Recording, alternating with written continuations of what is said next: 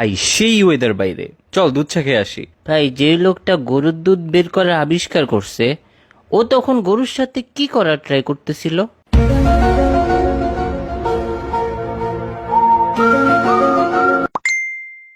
আবার আমার মাথা খাবি তুই? ভাই সবাই বের হও, মাসুদ মামার টঙে আয়। না ভাই, ওইখানে অনেক মশা। ধুর।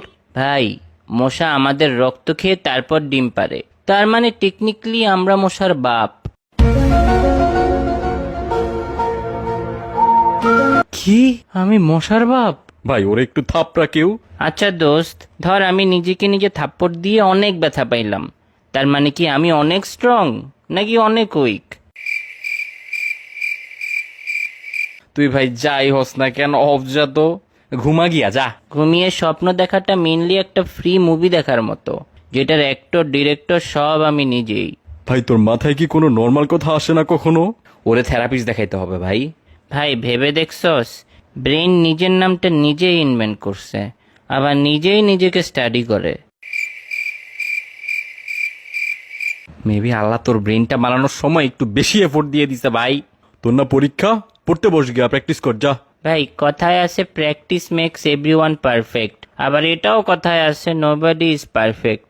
তাহলে প্র্যাকটিস করে লাভটা কি? হ্যাঁ কি ভাই, সব প্রোডাক্টেরই ব্যাড রিভিউ আছে, কিন্তু প্যারাশুটের কখনো ব্যাড রিভিউ হবে না। হ্যাঁ, কেন?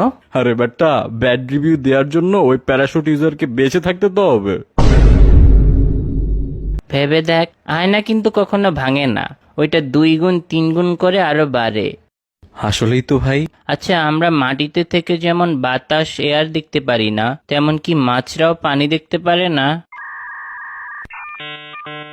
ভাই কিছু কিছু জিনিস না ভাবাই ভালো। আমরা ভাবি চশমা পরা মানুষটা স্মার্ট হয়, সবকিছুতে পাস করে, কিন্তু বাস্তবে ওরা আই টেস্ট ফেল করেই চশমাটা পাইছে।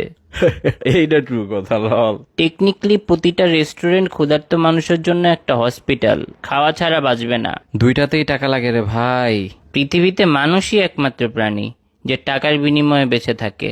আর পৃথিবীতে তুই একমাত্র মানুষ যার এগুলা মাথায় আসে।